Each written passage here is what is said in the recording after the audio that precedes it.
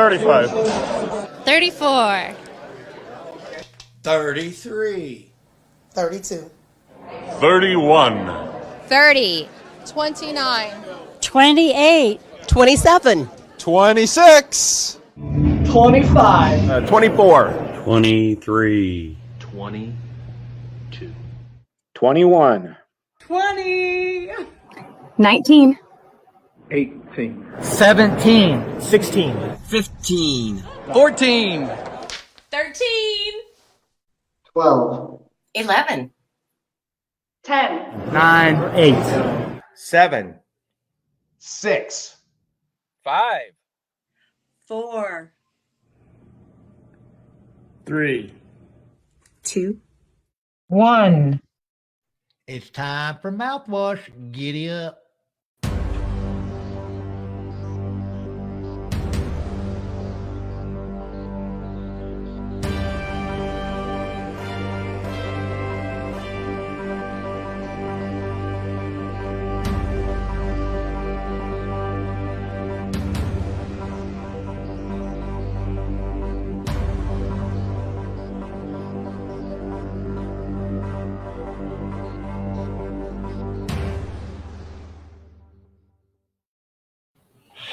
Good evening and welcome to Mouthwash, a minty fresh take on politics. And welcome to the show tonight. We have some special guests tonight it's like a blast from the past. And hold, please, let me get my earphones working here. I'm having some technical difficulties of my own. I see everybody's coming in backstage there. So hopefully you can hear me okay, because I cannot hear you. But hey, we got a great show tonight. We have Tom Cochrun and Ken Owen on. They are beloved journalists from Channel 8, Channel 13. I don't know if there's a station they haven't been on here, but we're going to have a discussion tonight about how media has changed. And we do appreciate you tuning in tonight. And hey, I know you didn't tune in to see me, so I'm going to go ahead and bring our guest Ken on here. And Mr. Owen, how are you this evening? I'm doing well, my friend. How are you? It's good to see you, John. I'm doing well. I got a little technical thing. That's what happens when you're a producer and everything else. And that. But hey, thanks so much for joining us, because we're such a big media outlet here. And anytime you can talk journalism in 2022, you do, because I think journalism is in a really tough time. It's a tough spot, and it's disparaged a lot. Some of the criticism, a lot of it is warranted, but there are a lot of extenuating circumstances that have brought us to this moment, I believe. Yeah. And so, hey, Ken, bring us up to speed where you're at now, and just a brief where you've been. Well, what a long, strange trip. I'm from Chicago originally, and came to Indiana to attend DePaul, where I graduated from, was the station manager of the station there, or the radio station, and then worked at Wire and WIBC in Indianapolis, worked for Fred Heckman, which Tom also was down the hall at WNAP, and worked at IBC, some great memories there. And then I was the first news anchor at Channel 59, back when it was WPDS Indianapolis, first signed on in 1984. That didn't last long. They stopped doing news, so I went to Fort Wayne and was the main anchor at Wayne TV for 3 years, 2 years at WLOS in Asheville, North Carolina, 9 years at Wish, where I backed up Mike Ahern, and then a couple of years at WRTV, and then went back to DePaul as the essentially the spokesman and special advisor to the president. And I'm semi-retired now. I still do some work for DePaul. I still do some work for other clients, but spend a lot of time here reading my books. Yeah, you should be a lawyer with all those books. Well, that is great. And Mark Small went to DePaul, and he does small talk later. And he asked me to ask you about Todd Rundgren. I guess. Oh, yeah. Todd's a friend, actually. It's one of the blessings of my TV career is I was able to, interview and meet a lot of people. And I interviewed Todd a number of times over the years. And I count him as a friend. He's been here for dinner. But it's not like we're on the phone all the time. He's Todd Rundgren, and I'm just pancake maker. Yep. So, hey, we're going to get to it here. I'm going to go ahead. We're going to play Adam Harvey tonight. Tea Time with the Tea Party. We're going to set up a question that he has that you can answer, and then what we'll do is we'll let the panel go through one round of questions.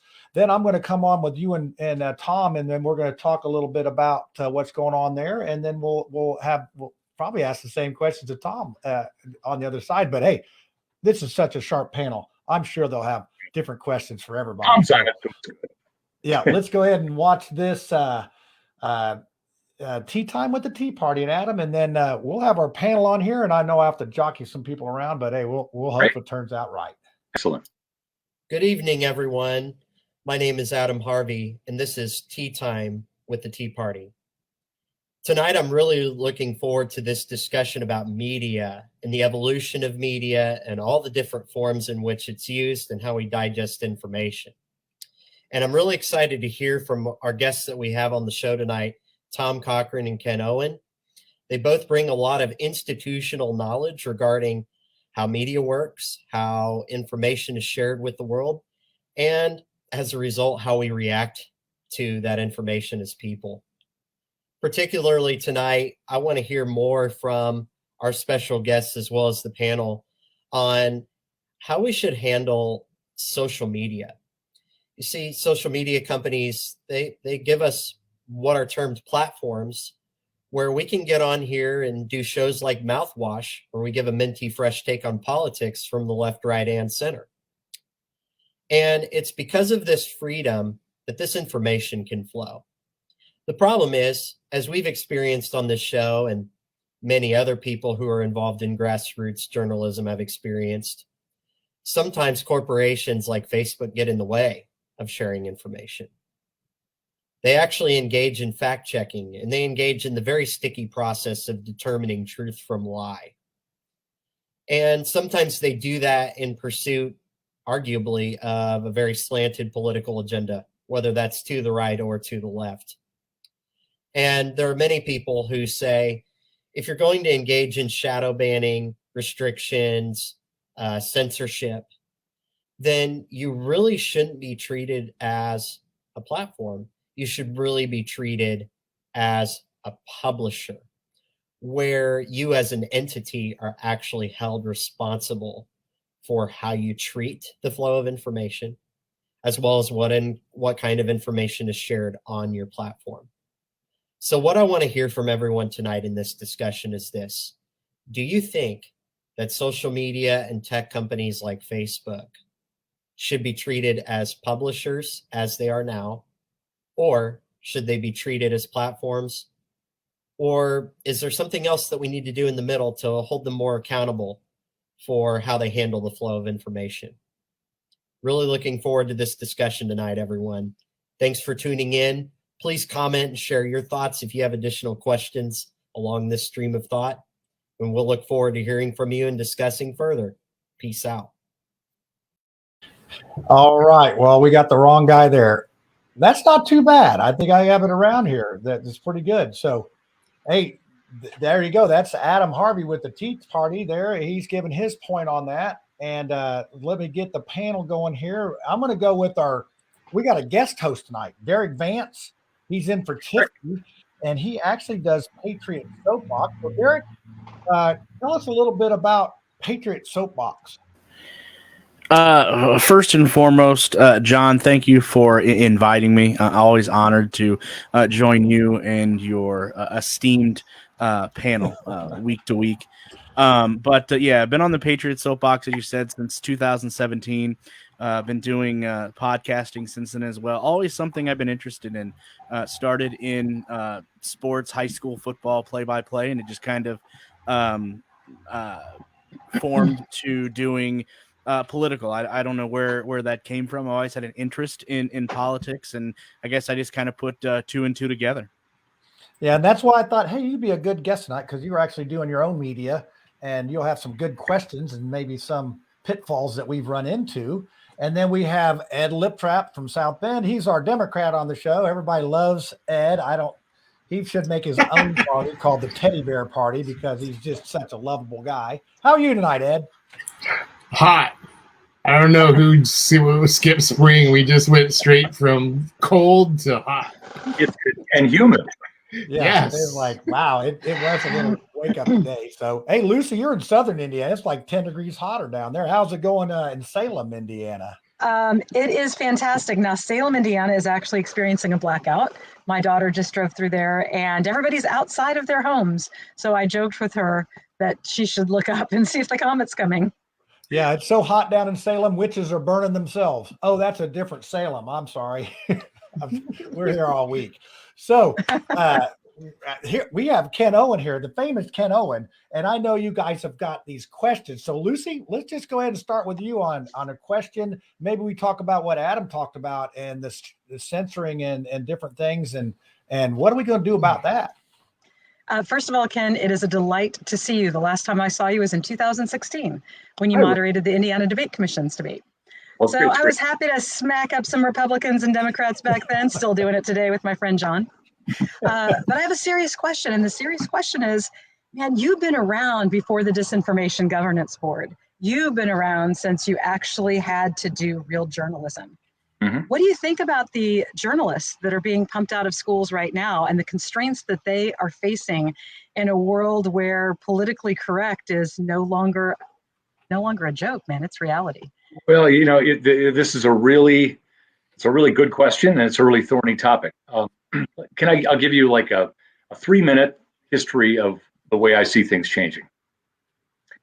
I grew up, I'm 61 years old, in a time where there were 3 stations and an independent. And television news was not a profit center. They ran a half an hour in the evening and a half an hour late, maybe 15 minutes at noon. There was no morning news, maybe a cut in. But it was not a way for stations to make money. They had to do it to get their licenses. Whenever they were up for renewal, they had to prove they were serving the public. And so journalism was dull. TV news had very, very few bells and whistles in terms of live capabilities. And, you know, in the old days, they shot on 16 millimeter film, which meant you had to wait a day to actually put the footage on the air often because you had to process it. And, you know, I think in the course of my lifetime, when I got out of college, I worked in radio, and there was every station had one live truck. So they had to be very careful about what they covered live. And by the mid 90s, the big mast and the truck was out of the way and they were remote. And now, of course, we can do what we're doing right now. You can be live from anywhere over your phone with no technology and no expense. So one thing that's happened is the turnaround time for information has become a lot narrower. And that's created opportunities when there's breaking news, Princess Diana dying and things like that. You know, you hear about it virtually right after it happened. Whereas in the old days, it might be hours. You know, James Dean overnight went off a mountain road. But it also has challenges attached with it because there's a rush now to be first. There's a rush to go longest. There's a rush to have, you know, the most coverage, the most reporters in the field. And I noticed in the 90s, now, John and I were talking before the show, there used to be, when the 3 stations in Indy did the early news, back in 1995, 1998, and I'm ballparking these numbers, but the number 1 station had 85,000 viewers probably at 6 o'clock, maybe 100,000 on a good night. The number 1 station in the market now, and I'm really ballparking this because I haven't seen the ratings book in a long time, but it's probably a fifth of that. And what's happened is we've gone from one cable station, CNN, which actually did news back in that day, to a bunch of opinion out. There's no cable news. Everything on cable is opinion, whatever you think. I mean, left, right, it's just a bunch of talking heads. There's very little straight reporting. So we're now at a point where each of us has a broadcast tower and a printing press, and we are able to find like sub-silos, things that you could be moderately conservative and find a voice somewhere in the marketplace. You could be whack job either side and find a voice in the marketplace. There's still middle of the road journalism, but I think a lot of it has been watered down. To your point, Lucy, I think if you go to a newsroom these days, there's usually a scoreboard. And so if you and I are doing a story simultaneously, I'm doing a story on a school board meeting, and you've got a story on a puppy being saved from a drain. Within 5 minutes of that going online, there'll be numbers reeling around on that scoreboard. And you're going to lap me real fast because nobody cares about the school board meeting. It's boring. It's a bunch of old people sitting around, you know, yawning in a very overheated and stuffy room. But those puppies are cute, and the puppies will probably go viral. And so this is all to say, I think we've had a dumbing down to the process. And in that void, we've created all these individual voices that serve, you know, their niches, but I think we've lost kind of the collective. There really aren't many moments where we sit together as Americans and ponder. To Adam's point, with free speech comes responsibility. So I can't go into the movie theater in Plainfield tonight and yell fire and expect there to be no consequences. I think the social media platforms are wonderful and they're imperfect, and I don't think they can be the Wild West, but I don't think they have to be more consistent in the way they crack down on things, and they have to avoid any political taint, which may be impossible. But I do think you can't have a frontier of misinformation, and we're damn near there right now. So with that, I hope that answered your question. But what I've seen, the young journalists coming out today, I think, what I see, and again, I'm 61 years old, if you're a 21-year-old, you're probably going to work in a big market pretty soon, because there aren't a whole lot of people in the business my age. You know, when I was 25, I was the first news anchor on Channel 59, and I remember acting as old as I could, because the day I wanted to be Howard Caldwell. And now I'm Howard Caldwell, but there's no market for Howard Caldwell. Timing is everything. We like to bring in we're going to get to Derek next, because we're going to talk about one of these silos, because he does have a silo. He has a right-leaning show that we talks about that type of thing. But wait, wrong one. This one. Who defines misinformation? I mean, I may have stolen somebody's question there, but Dorn put that up. That's Lucy's husband, and he asks all sorts of questions like that. But who does define what disinformation is these days? I mean, is that more of a confusing thing than anything? Well, I think we've moved away from a set of common facts, and there are people that question every element of American life, from science to anything, and I don't know if we ever get that back. I mean, there are people that think that JFK Jr. is coming back, and I suppose it could, but I'm, whether you're talking about religion or anything else, I got to see some proof. I have faith, and I have, I operate in a certain way in my life, and I comport myself. But as someone who spent the better part of his life gathering information and vetting it, if somebody comes to me and says, "Where did you see that?" or "Where did you get that?" I have an answer. So when one person's misinformation is somebody else's, honest truth. But I think the problem is that we have so many sets of facts in this country, and a lot of them are, quite imperfect. So yeah, I think we're looking at. I get that genie back to the bottom. Yeah, I think we're looking at a lot of clickbait. They want to catch that, if it, there's a saying, if it leads, it bleeds, or if it bleeds, it leads, and clickbait and all that. So Derek, what question might you have? I see the wheels turning there on some things, and maybe something in your experience with, how many shows have you had on Patriot Soapbox? Like 700 or something like that? I can actually give you a roundabout number, 782 as of today. Well, we'll have our fact checkers on that to make sure that that's correct. And I'm fine with that. I am absolutely fine with that. But Ken, first and foremost, glad to meet you. Honored. I do know of Wayne TV in Fort Wayne, being from right across the way in Paulding, Ohio. So I know exactly what Wayne TV is. Question that I have, and you brought up something interesting, talking about wanting to be getting the story out first. Mm-hmm. Today's day and age, people, as you said, try to get the story out first, but in that same essence of getting the story out first, they get it inaccurate as well. So, to you, what would be more important, getting that story out first or waiting until the chips fall and getting the story out accurately? B, every time. That's a really good question. And I can give you an example. I won an AP award, and I'm kind of embarrassed by it, frankly. No, this is the God's honest truth. I was in a news vehicle. We were running up to do a story that had nothing to do with what we wanted doing. And we were right at, it was, where Lafayette Road hits 50, or it's north of 38th Street, but like 56 Lafayette. So we're just going up Lafayette Road, and a state trooper had been shot there. I believe his name was Green, with an E at the end. Michael Green, I believe his name was. It was probably 1991, 1992. But because we were the closest to the scene, and it had just happened. I mean, literally, it had just hit the scanners. And this is back when we had 1 or 2 live trucks. But I happened to be with a reporter, and there was a live truck in the area. So they said, Owen, get up there. And we were probably, I don't know, 4,000 yards from the crime scene. And I'm in the median. The live truck pulls up. The mast goes up. They hand me a mic. Mike Ahern is back in the studio, actually in the newsroom. And, he throws it to me. And I mean, it would be like you doing a play-by-play of a minor league or a little league baseball game down the street. I mean, that appears to be a small child holding an aluminum rod. I mean, you're guessing. And on one hand, I have some memory of it. I didn't conjecture. I didn't say he's not moving. I couldn't really see that. I could see a man on his back. I could see the medics working feverishly. But we were on for a while. And again, it's like those police chases that toward the end of my career, they just break into the news and they show some yahoo going the wrong way on 65 for 45 minutes, like something's going to change.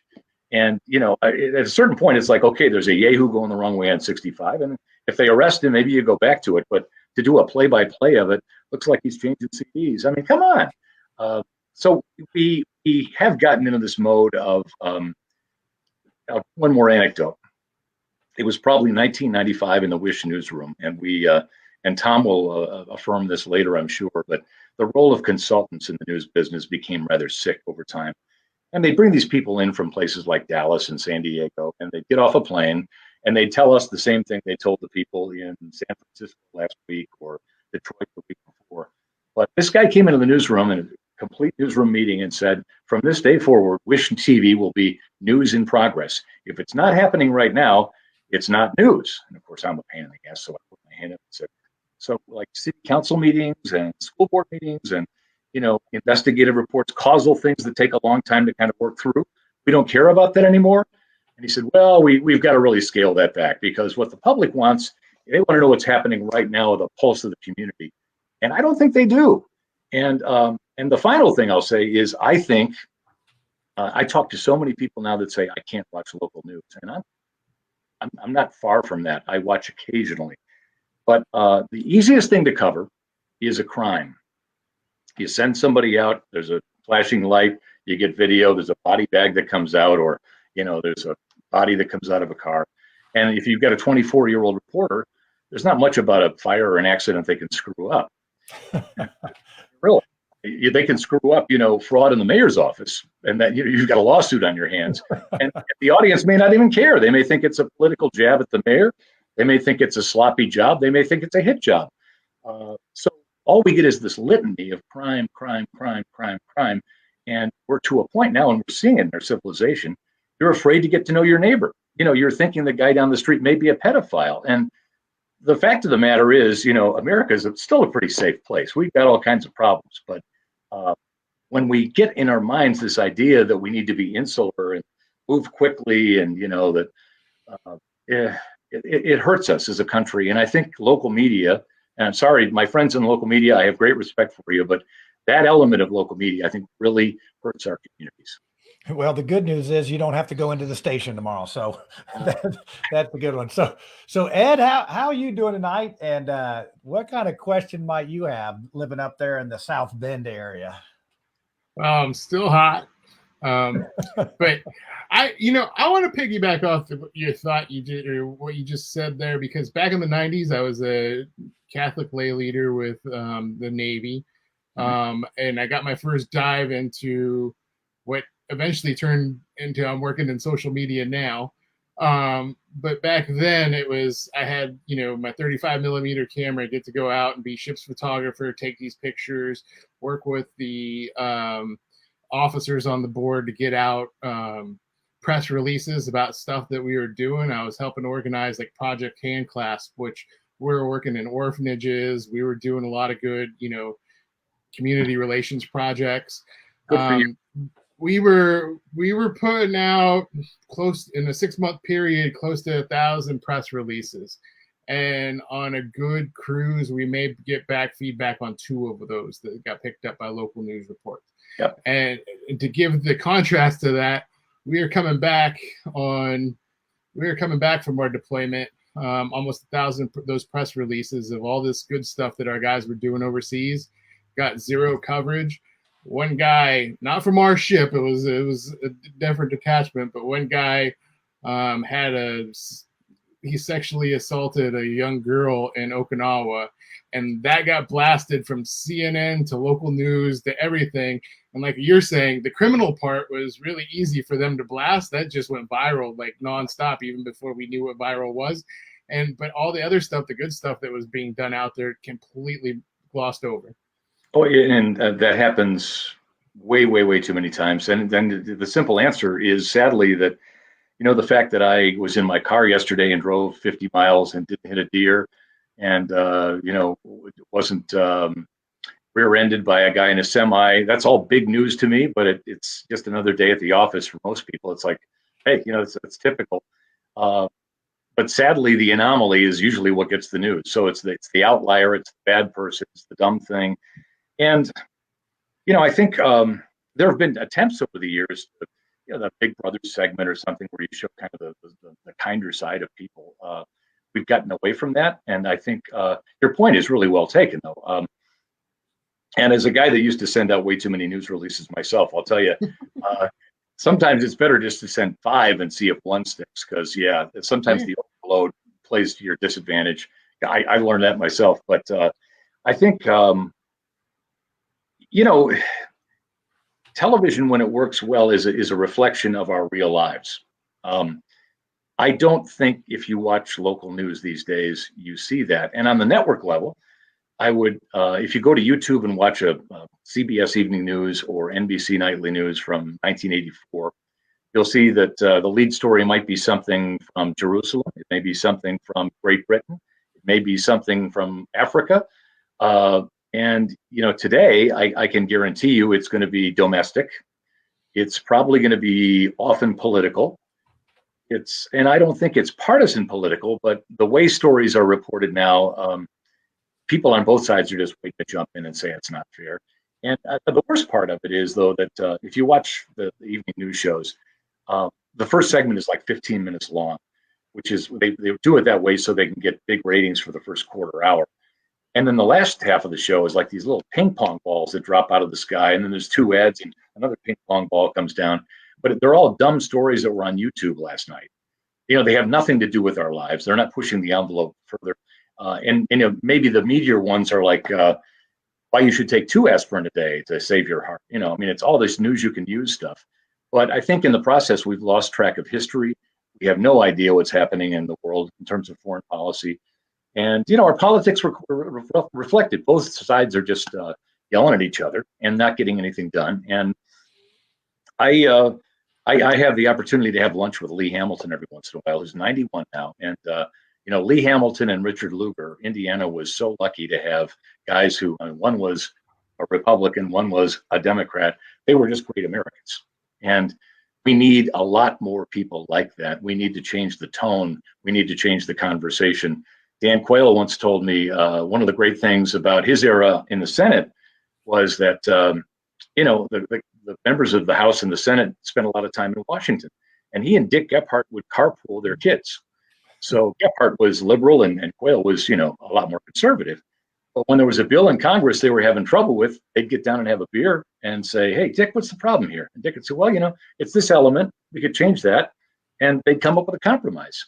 And these days it's just, you, bad, bad, bad. And there's no conversation like that. Yeah, and I do think that the media fuels that because they want to see that fighting and they want to, it's just something else. Well, hey, this part has been great. So now I'm going to go ahead. We're going to play Mark Small Talk, and on the other side is going to be Ken, you, and Tom Cochrun and me for a few seconds. Then Tom's going to get grilled by the panel, and you handle it. Thank you, Pam. Appreciate the questions. Yeah. Well, I'm telling you, for as much as I pay these people, they better have good questions. I know my check is paid, so they got to be involved. Hey, don't tell them that I gave you the same check they're getting. We'll have mutiny and I'll be on by myself. So let's go ahead and thanks for answering the questions. And we're gonna come on with one of your old friends here for a little reunion. And and then we'll get back to the panel. The panel will grill Tom Cochrun. You got the softballs. Tom Cochran's going to get the tough ones. And he'll be ready for him. Oh, yeah, he's a good guy. He's right behind me, watching me right now, seeing how I'm going to screw this up. So let's listen to Mark Small and Small Talk. There it is. I'm Mark Small, and this is Small Talk for May 10th, 2022. When we think about media, media is a plural form. I don't say that just because I want to be able to use the Latin I learned my freshman year of high school, but because it really tells a lot about how we communicate with the world and each other. And if we look at the development of media communications, we go back, way back, people started as the main medium of communication. We carried things. No different than a beam of electricity or something carrying information in a computer. However you want to view it, we went from basically walking across the earth to going into outer space on a real radical curve. Our information capacity increased exponentially. The speed at which we traveled and our information traveled also went way up really fast. 2,000 years ago, we had horses that pulled chariots and crude wagons, and we walked and we had boats. Today, we're in outer space. What's the next step? Well, when people think about that, they think, well, you know, artificial intelligence is our friend. I'm using a computer right now. You're probably watching this on a computer. Artificial intelligence isn't artificial. Once there's a thing called the Einstein-Bose condensation, or Bose-Einstein, and in that circumstance, that condensation, one molecule can exist in 4 or 5 places simultaneously. Sounds silly, sound like science fiction? It's not fiction. The first time they attained it was for a nanosecond in 1996 at University of Colorado Boulder. Computer jocks were there to find out what they were doing with it. 2 years ago, or a year and a half ago, on the International Space Station, they were able to maintain Bose-Einstein for 5 minutes. Now, if you think that we're going to create something that has the ability with 4 or 5 strands of information, we have binary code in our central nervous system. A nerve is either on or off. Axons, dendrites, you know, that's what a synapse is. Well, it's either on or off. It's binary. But a quantum computer would have 4 or 5 strands of information for code. Qualitatively would be superior to our thought processes. We've already invented computers that can beat us in speed. The IBM computer beat our best chess champion like 30 years ago or something. And the best master at Go in the world was beaten by a computer a couple of years ago. When we look at media communications, please don't think of it only in terms of television, radio, your cell phone, or what you wear for a watch. Think about information being carried every place and realize we don't know what all is being done right now. And in the very near future, we probably won't have a chance to. My name is Mark Smalls. Small Talk. Catch us on Civil Discourse now, 7 o'clock on Tuesdays. We weren't on this week, but we will be next week. Thanks. All right. Yeah, the technology and you know, Tom, welcome to the show. You're out there in California time, and it's still daylight. I'm certain of that.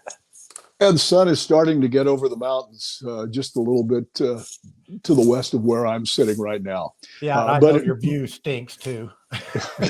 But it is also wine time out here, and I have refrained while I've been listening to you and your guests and listening to Ken. And I've got to say, I share a lot of the journey that Ken has taken.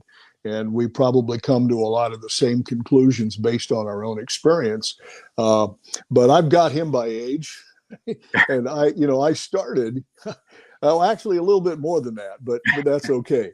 I started in a newspaper city room as a copy boy and as a gopher, and that is an old technology. It's sort of back there with the dinosaurs.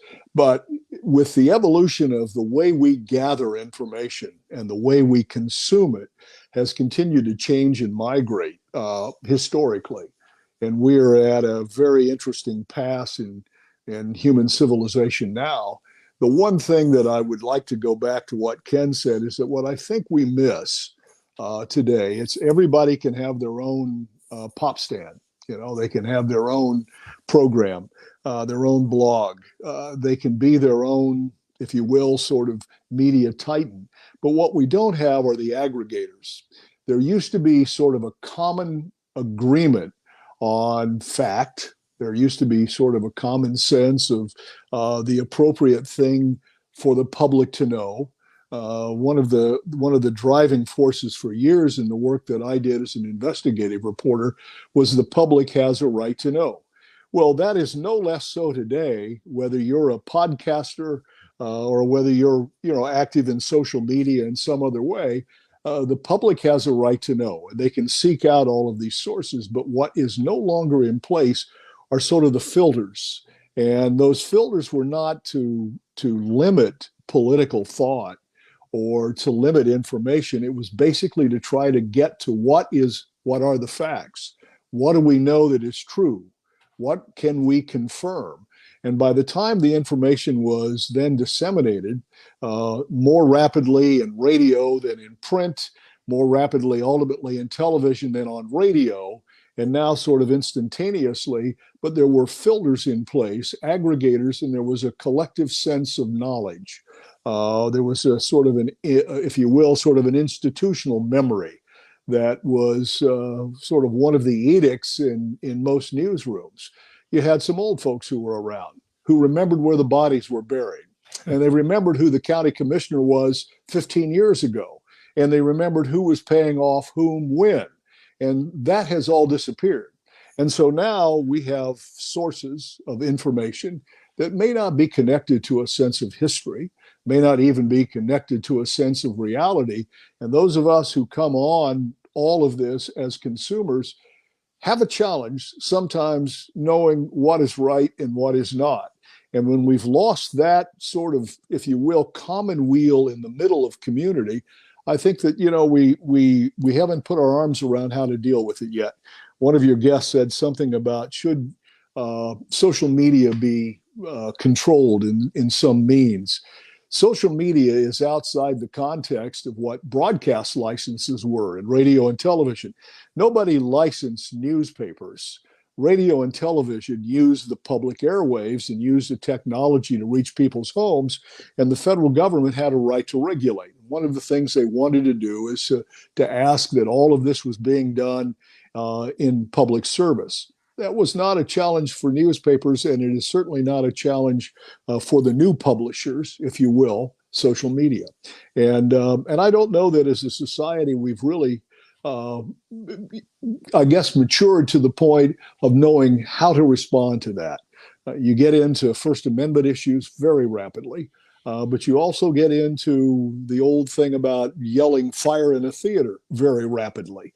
And so how do we strike a balance? And I think we've got a lot of work to do on that. Yeah. Let me Tom, it's great to see you, by the way. Good to see you, Ken. Long time. It's been a long, long time. But I was thinking this afternoon as I was pondering tonight's program. There's a sense, I think, among a lot of Americans these days that journalists sit in newsrooms and kind of cook up ways to get at people. And, in my newsrooms, and there were many in your newsrooms, I'm sure, I never once heard or was involved in a partisan conversation. It was never about getting someone. It was somebody had done something and their party affiliation meant nothing to us. But did the facts lead us to a point where we would actually pursue a story? And that was the point. We were after the facts. You and I worked under the sort of the fairness doctrine, the FCC. And there were a lot of people in journalism at the time who thought the government was being heavy-handed and sort of demanding that broadcasters would make sure that a story was balanced, because they sort of did that. That was, for the most part, that was their training. That was the way they did their job. Well, when the fairness doctrine left, we have sort of strayed from that point. But those of us who worked in those days had that as a constraint. You and I both have Fred Heckman in common. Yeah. One thing that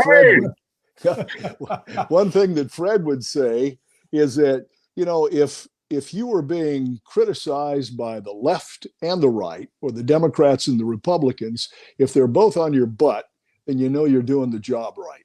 and we that happened. Yeah, and there's no cow in Moscow. That's right. That's right. Yeah, that's funny. I know his son Rick actually played golf with Rick, and Fred was just with that whole Karitzis thing was he was the only guy that Tony would talk to, and that was you want to talk about news happening in front of us, that was on the telephone, live on the radio, talking back and forth. It was like cutting edge. It was one of our first experiences in covering a hostage situation live on radio and television. I wrote a piece for the Indiana Historical Society a few years ago, sort of an inside reporter's notebook of that, because I was at the village, Westfield Village or Crestfield Village, where the hostage situation took place for the 2.5-3 days. Fred, we knew, was very much involved in working with the behavioral modification expert from Quantico, who was trying to mediate this thing to a settlement where that Hall and maybe Tony both would survive this. But Fred became a tool. And there was a point at which those of us who were on the WIBC team at the time said, look, Fred is still our news director and he's sort of driving the coverage on this. However, he is now a ploy. He's being used by the negotiators. Yep. Fred needs to pull himself off the coverage, and Tom, you need to go tell him that. Yeah, thanks. Take some coffee and donuts with you on the way in. Yeah, Fred and I did some panels and some journalism workshops and seminars for 2 or 3 years after that on sort of the crux of that issue. But that was a time when the media was very conscientious about the impact that it had. We used to have these great philosophic debates. Are we a mirror reflecting, or do we in fact impact what it is that we cover? You bring a camera to a rally or a demonstration or to a war zone, you immediately begin to have an impact. And it may be an unintended impact, but it is an impact. I think there's very little discussion like that in the media today, and there probably should be more. Yes. Yeah, well, and everybody's got a camera. Well, hey, I'm going to go ahead. We're going to bring the panel on. We're going to bid Ken Owen adieu now. I'm glad to get you guys back together. But Ken, it was great to see you. Great to hear you too, Ken. Too. I'll be watching you, so thank you. And thanks for and Ken, you can stay back stage, and then we'll bring you on for the tinfoil hat moment. That's where we come up with conspiracies. Usually, we just want you to witness that. We need a few more of those. You got to stay now, and I just need to warn you. I forgot to show you my intro to that before we did it, which you'll. I'm going to take a page out of Tom's book and open my glass of red wine, and he's going to have his later. But all right, well, cheers. Tiffany, the lion's share of my talking, I can have some wine now. Yeah, and Tiffany usually has wine going. So Tom, you can go ahead and get that wine ready. Tom, before I go, I'm going to just throw something at you that maybe you can delve into later. But I was thinking also about the role of overnight ratings. How television began to pander as we looked at quarter hours the next day, and I think that really was a turning point for us. When I was the news director at Channel 8, I would come in and I would have the overnights. And I would be able to see how we were doing in 5 to 15 minute increments. And you could look back at the show stack and see what you were running at what time. And, there was a tendency to sort of examine that very closely. I don't know that we ever were, guilty of playing to that. But I did find that in long investigative pieces, because when I was there, we had a really good investigative unit, a good investigative team. We would do pieces and then we would leave a little bit of a cliffhanger that, in 90 seconds, the minute and a half of commercials, there are a lot more commercials now, we will continue with this story, or we would do a little bit of a cliffhanger. And we found that it actually had an impact. We were able to pull people through the commercials. But, should we be making those kind of calculations in newsrooms, or should we be thinking about impact on people's lives? And again, Ken, you and I are old boys now. We belong to another generation. Before I let you go, Ken, do you miss it? I miss this. I miss the camaraderie. I miss talking shop. It is a noble profession, and the access we had to newsmakers. Tom and I sat with some very important people and were able to ask questions we cooked up. I miss those elements of it. I don't miss the BS. I don't miss the makeup. I don't miss the orange paint on my collar. You know, all my shirts had to be thrown out, Tom. So we can't afford makeup here and all that. Well, one of the things that I'm finding doing this show is meeting guys like you. I mean, you know, I've known Tom for a few years. We're actually fraternity brothers from Ball State, but I've got to meet so many people and I get to do the research behind what's going on. It's just been it's been a joy, even though there's no pay involved in this, the knowledge is payment. Ken, I just truly appreciate you coming on here. And hey, if you got any announcements or whatever, we'll be glad to put you on our mega network here that goes out to the universe. And God, thank you. And give my best to Lee Hamilton, if you would, too. I admire him and respect that gentleman, and I see you with him periodic. So please say hello for me, if you would. I'm going to send him a note right when I get off, and I'll be on standby, John. But have a great. Yeah, good. You're coming back on Conspiracy Theory. So Ken, thank you, and we'll get to the. Let's get our panel back on here. I got to play producer, and I got you in the right spot for once. So let's see, Derek. Who am I missing? Ed. I saw Ed wiping his brow back there because he's already complained about it being hot twice now. So this is our panel. This is Derek, Lucy, and Ed. I know you've been listening backstage, and I'm sure they have probably a fresh round of questions for you. So we're going to go reverse order this time. We're going to start with Ed. I know he's probably ready. He's probably thinking, I was going to go third. I don't have anything. But Ed, what question did you formulate during that break? You know, it was great listening to the two of you have the conversation about how things have changed. When we talk about, you know, trying to have that balanced reporting, you know, obviously we've gone through a lot of things. A lot of different wars over the years, a lot of coverage of even civil rights coverage.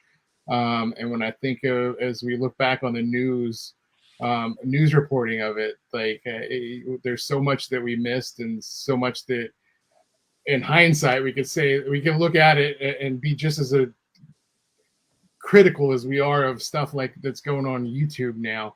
And so I guess reflective on that, like, is there that downside? And can you understand why people are so cynical these days of some of that stuff that has happened over the years and kind of jaded people?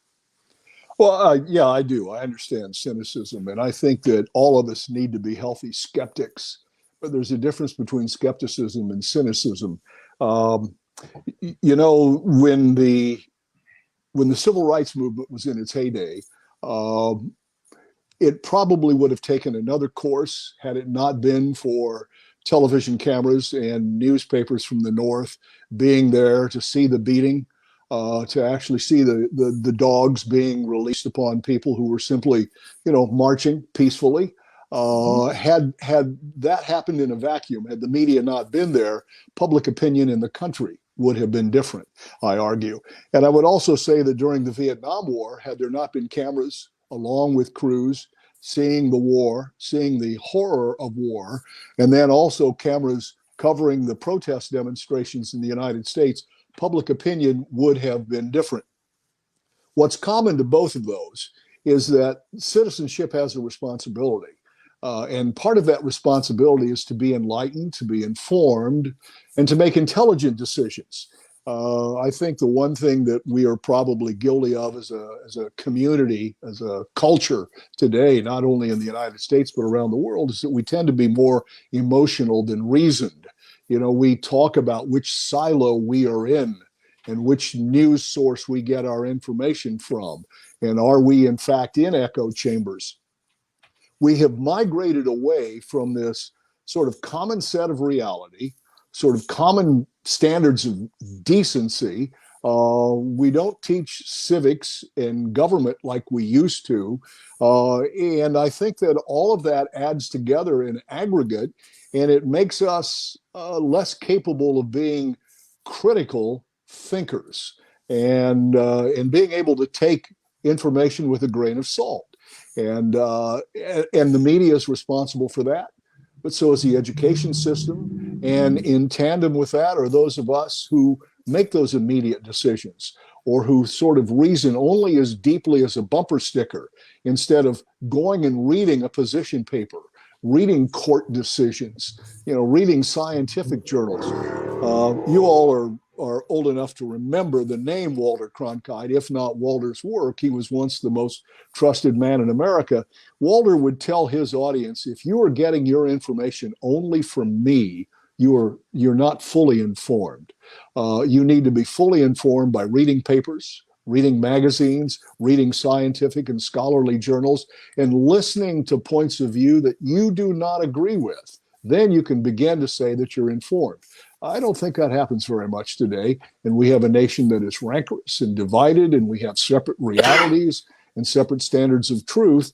And that's, shame on us. Shame on us who are voters for behaving that way. And, I wonder how many people are longing for that. In our show, we have a Democrat, Republican, Libertarian, and then me. And, I think a lot of folks enjoy seeing the different sides, but are people going to get to the point where they just long for this civil conversation? Or are we just down this path that we can't turn around on?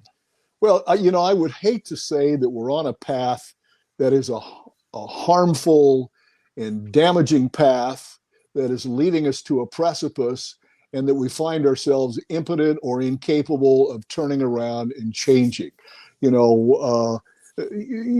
Humanity has its existence is filled with resilience and being able to make changes. I know things appear to be very dark and bleak, and there's a lot of concern now. And if I were my granddaughter's age, or if I were my daughter's age, I would look at what's on the event horizon for humanity on this planet, and there's a lot of reason to be very concerned, as we should. But we have always been able to utilize the human intellect and the resilience of the human spirit to navigate ways out of these challenges. I suspect those of you on the panel will survive long enough to live in a culture that, if today you were to say, I can find a place and a way to live in that kind of a culture and a society, maybe I wouldn't choose to, but by evolution, you will be there. And I think that's certainly true for my grandchildren. Where we live, how we are socially organized, how we parcel out resources, where does food come from, what is a civil society, all of those things 50 years hence will look very foreign to us right now.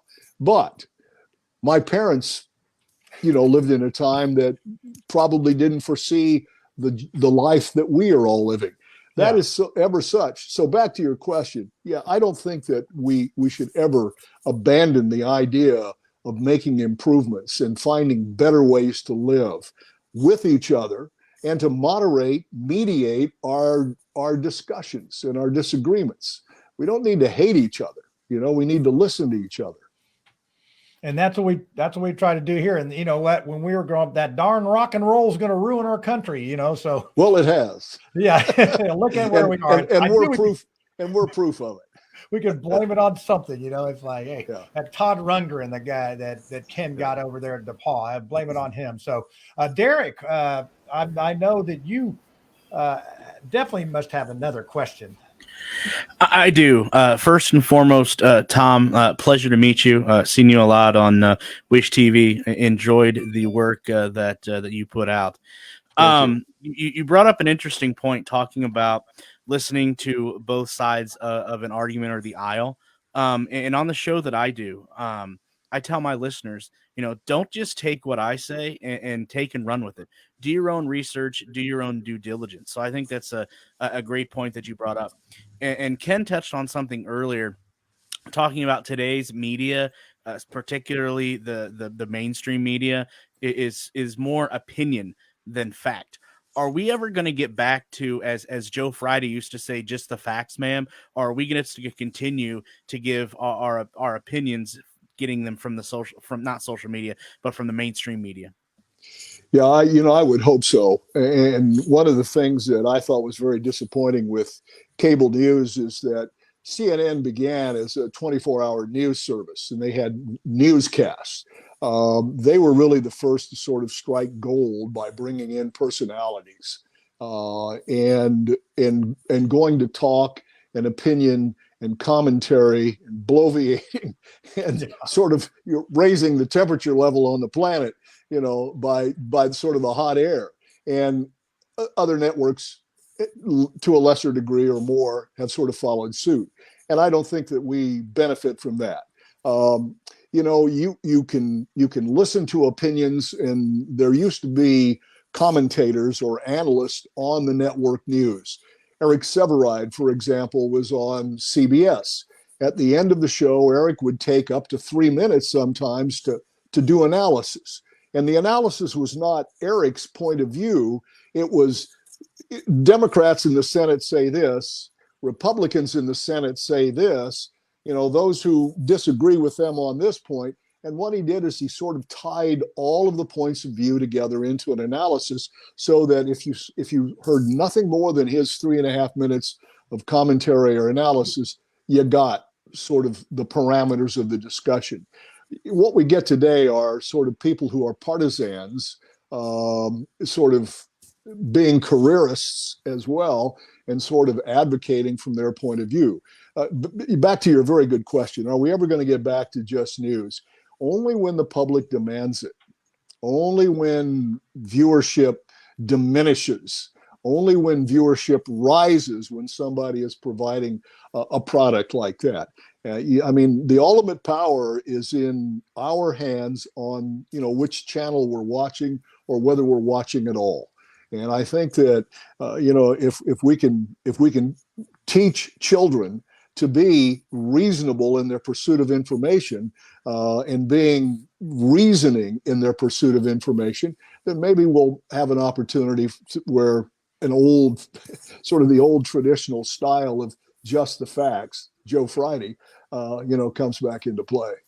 Yeah, it does seem like we have snippets, and I'm guilty as charged. I just want to hear I don't even watch football games or baseball. I just want to hear the scores. I don't want to hear all the nitty gritty of that. And I think a lot of folks are that, and I think some are turned off, by a lot of the bad news, because that seems to be what everybody wants to hear. So, Lucy, you've been patiently waiting, and thank you, panel tonight, because when we have two guests like this, you guys got to be patient, and usually we get 3 or 4 rounds of questionings in, and so you've only got a couple, but I know you won't disappoint in the tinfoil hat moment. So I know that. Tom, longtime fan, longtime listener of your work since I grew up in Indy.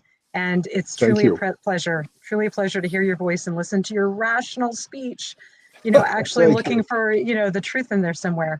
And that's what my question speaks to. In the days of Good Morning America, brought to you by Pfizer, 5-minute coffee break, brought to you by Pfizer.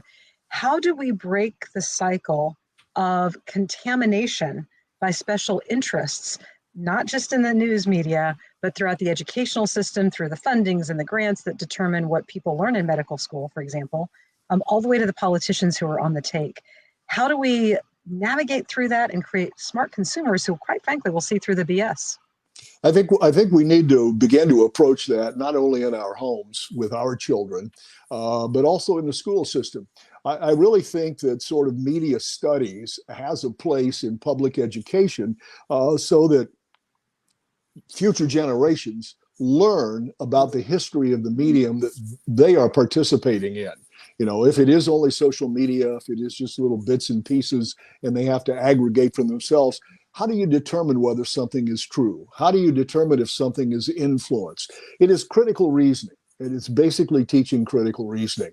And that means that we are neither fish nor fowl exclusively.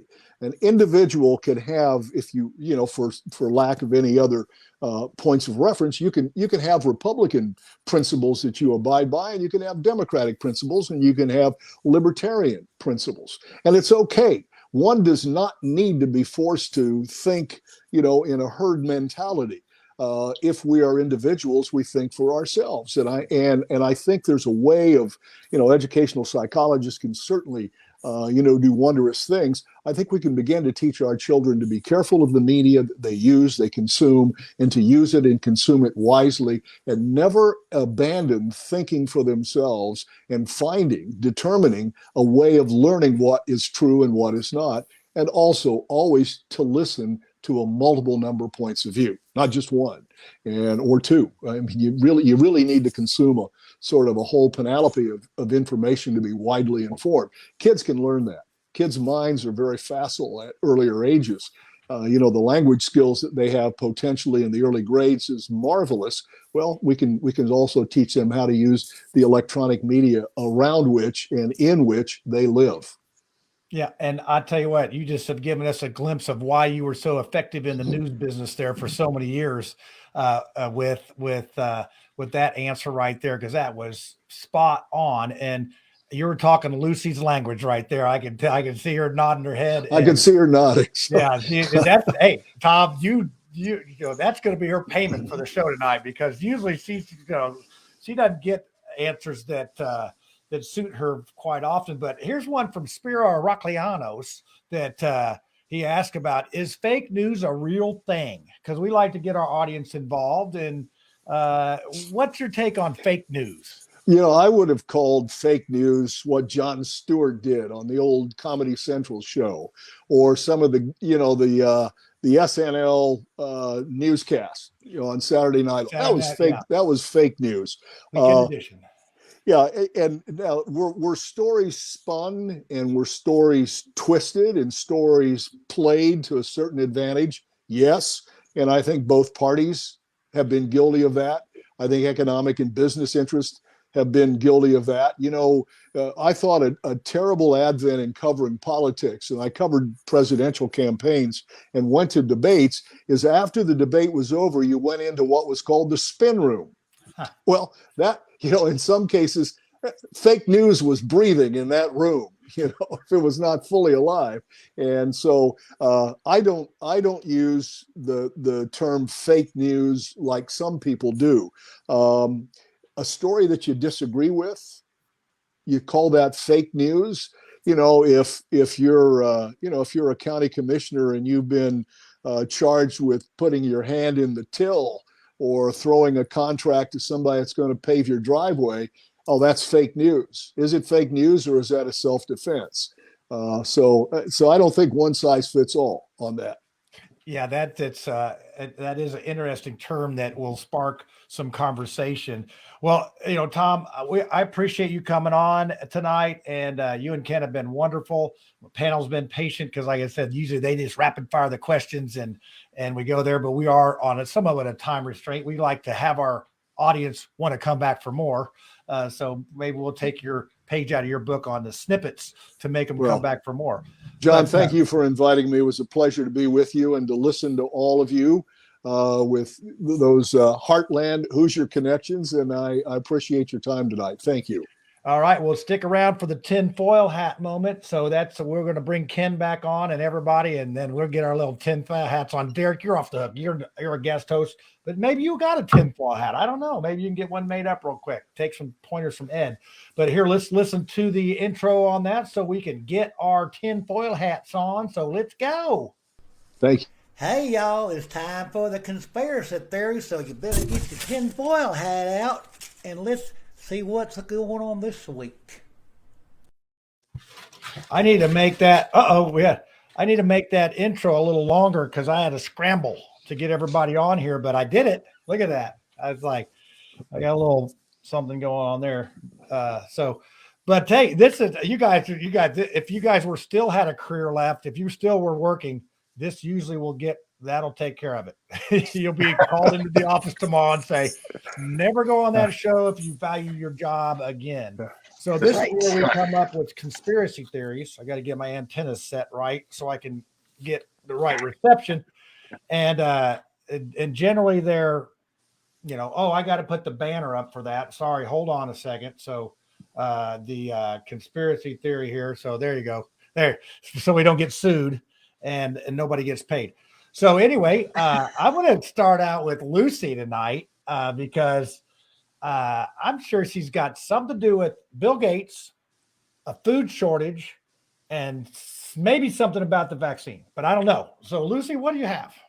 Well, I'm not going to disappoint you because, of course, it's all Bill Gates' fault that we even have the vaccine and the food shortage to begin with, not to mention the fact that he's the largest private landowner in the United States, having bought up farmland And then, of course, we're in the middle of now, like this is legit. Lots of food processing facilities around the world, more than statistically possible, are going up in smoke and putting a real profit opportunity in Bill Gates' hands with his insect and estrogen burgers, his soy burgers. But that's not what I want to talk about because, I'm all about conspiracy fact, which is Operation Mockingbird, CIA. When the CIA director famously said that they'll know that their work was successful and complete when the average American believed only what they told them, which of course is the opposite of the truth. Obviously, I'm paraphrasing. So I invite all of the listeners to go look at the facts of Operation Mockingbird. It's well known. And while you're there, you might look up Operation Paperclip, maybe some MK Ultra, really get educated on the role that your government plays in why you believe what you believe and why you lack critical reasoning skills, which Tom pointed out are super important to cut through the real conspiracy and fake news, which is pretty much Congress. Yeah, I should have let you go last because, but Derek, I'd see. I'll have another one for you. Just bring me up again at the end. Oh, I know. It's like I think you work on the conspiracy theory all week. Or I just think you could just come up with one if somebody asks you. That's correct. I could do a 2-week lecture on all of this stuff. Yeah. So, Derek, what do you have any conspiracy theory that you want to throw out there? I do, and I can actually piggyback a little bit as to what Lucy was saying. If your audience is going to go and research all of the information she just gave you, look into the 5 a.m. talking points. Just saying. What's that? The 5 a.m. Yeah, look, this Ken and Tom, this is what I have to put up with. They have secret codes. You get a guy out of that has to do with Operation Mockingbird. I'm telling you. All right. I read To Kill a Mockingbird. Has it got anything? Nothing there. Nothing to do with that. Okay. And what I see you shaking your head. I should let you go first, shouldn't I? Should I? Nah. Hey man, I'm just gonna say this. If I wanted hot, I would have stayed in California, maybe even Arizona. I moved to Indiana because I like the snow. Garth Brooks played Notre Dame Stadium this last weekend. Last week was perfect Ed weather. Garth Brooks comes. I'm watching all these people go to a Garth Brooks concert in tennis shoes and flip-flops. I don't know what the hell these people are doing going to see Garth Brooks in tennis shoes and flip-flops.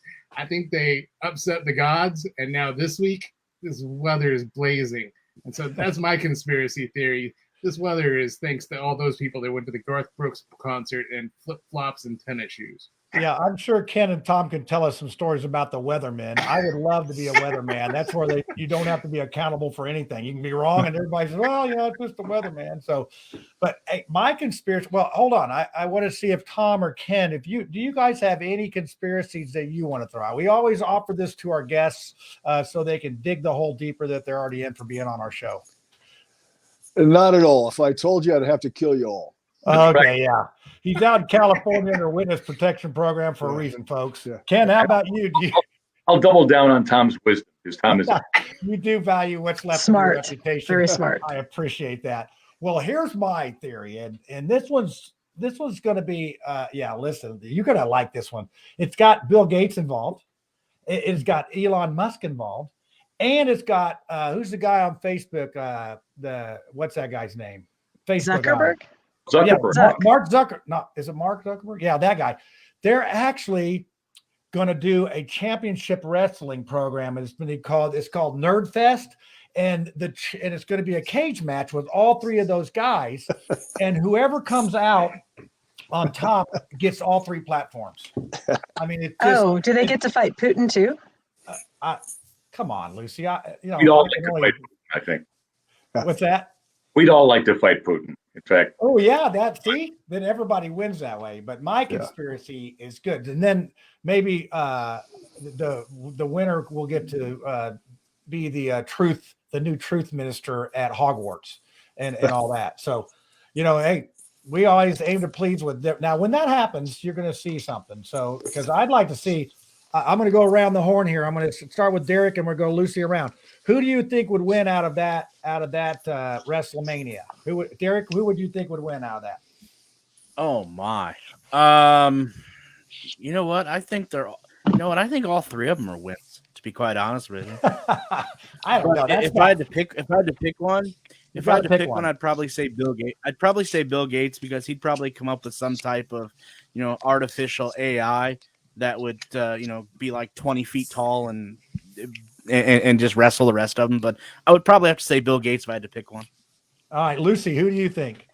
Well, it can't be Bill Gates because any AI that he tries to execute is going to immediately go to the blue screen of death. So we can count him out, right?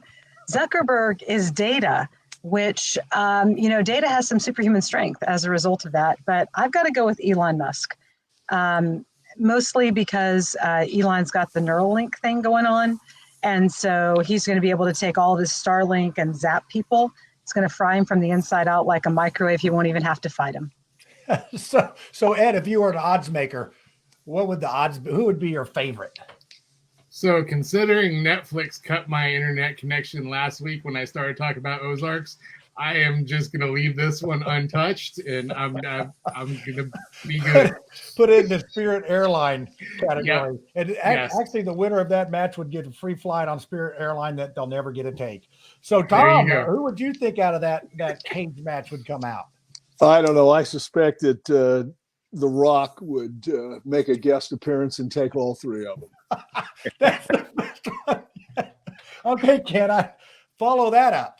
Well, I had a tag team in mind too, but I thought maybe the now forgotten CEO of MySpace might come back. Oh, our friend Tom, yes.